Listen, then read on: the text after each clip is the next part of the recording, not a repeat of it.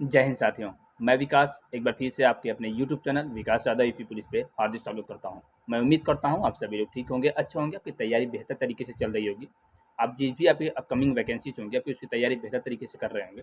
आज मैं विशेष बात करने वाला हूँ उत्तर प्रदेश दरोगा भर्ती 2021 9534 की जो मेडिकल की डेट संभवतः आने वाली है, और मेडिकल की जो लिस्टें हैं कहाँ कहाँ आपके मेडिकल होने हैं, किस मंडल पे आपके मेडिकल होने हैं, किस सेंटर पे होने हैं, वो लिस्ट अब हर जिलों में पहुँचाई जा रही है।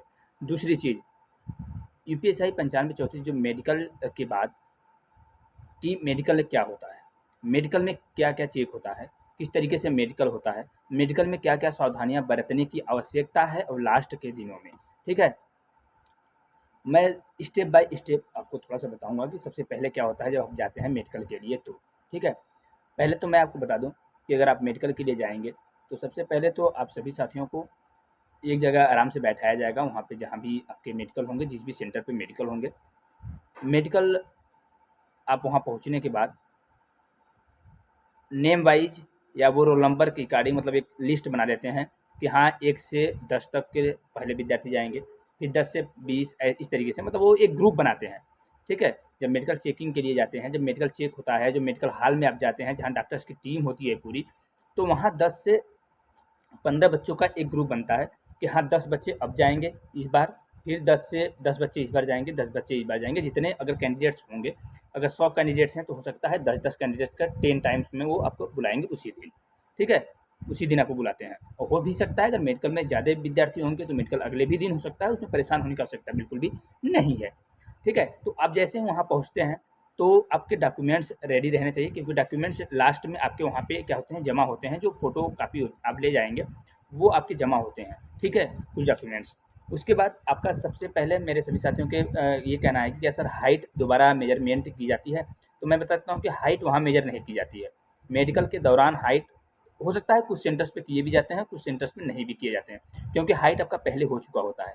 हाइट आपका डीबीपीएसटी के दौरान ही जो पीईटी होता है, फिजिकल एफिशिएंसी टेस्ट होता है, उस दौरान आपका हाइट मेजरमेंट किया जा चुका होता है, इसलिए हाइट मेजरमेंट नहीं होता है। हो सकता है किसी भी सेंटर पे किया भी जा सकता है, लेकिन मैक्सिमम चांसेस है कि आपके हाइट मेजरमेंट नहीं होता है। दूसरा स्टेप स्टेप आता है मेरे सभी साथियों की कि सर क्या ओवर वेट है तो भी हम बाहर हो सकते हैं क्या? देखिए, वेट जो होता है वो आपके हाइट के अकॉर्डिंग होनी चाहिए। ठीक है, और आप अगर एसआई का फिजिकल निकाल चुके हैं तो इसका मतलब आप परफेक्ट हैं, आप फिट हैं। ठीक है, यू आर एलिजिबल हैं। आप कतई बाहर नहीं हो सकते हैं वेट में। ठीक है, अगर आपने क्या किया है, एग्जाम फिजिकल को पास किया है तो भी आप, अगर फिजिकल पास किए हैं तभी आप फाइनल सिलेक्शन है आपका। तो अगर फाइनल सिलेक्शन है तो आप बिल्कुल भी फिट हैं, वेट को लेकर बिल्कुल आप निश्चिंत रहेंगे। ठीक है, अब हम अगले स्टेप पे आते हैं कि अब सर क्या उसके बाद क्या-क्या चेक होता है। उसके बाद मैं आपको बता देता हूँ कि आपका चेक होता है, उसके बाद जैसे ही आगे जाएँगे, आपकी दाँतें चेक होती हैं, आपके कान चेक होते हैं, वो बिल्कुल नॉर्मली होते हैं चेक। दाँत में जैसे आपका ऐसे देख लेते हैं कि हाँ साफ-सुथरा है दाँत।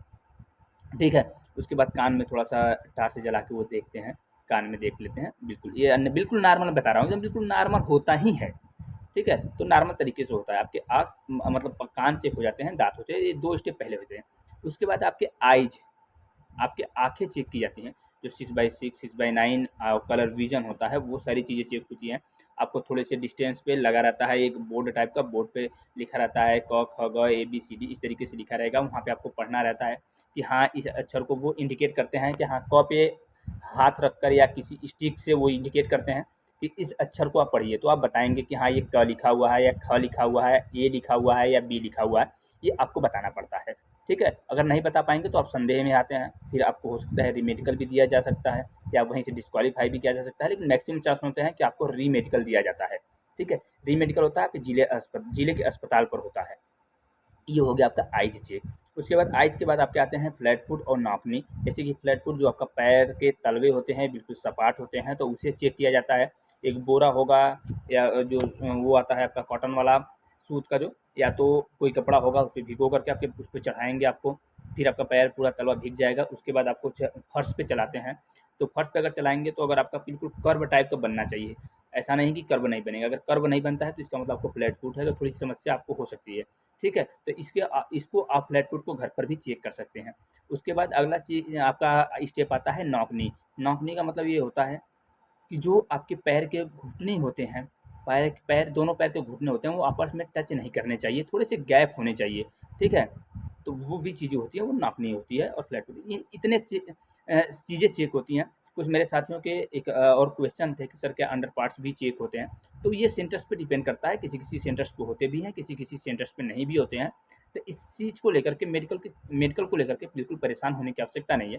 उसके बाद आपके लास्ट में क्या होते हैं, लास्ट में आपको आपके जो फ़ोटो स्टेट वाली जो आपके पूरे डॉक्यूमेंट्स होते हैं, वो जमा कर लिए जाते हैं और उसके बाद आपको आपको वो लिस्ट लगा दी जाती है कि कौन-कौन मेडिकल में क्वालीफ़ाई है, कौन-कौन मेडिकल में डिसक्वालीफ़ाई है।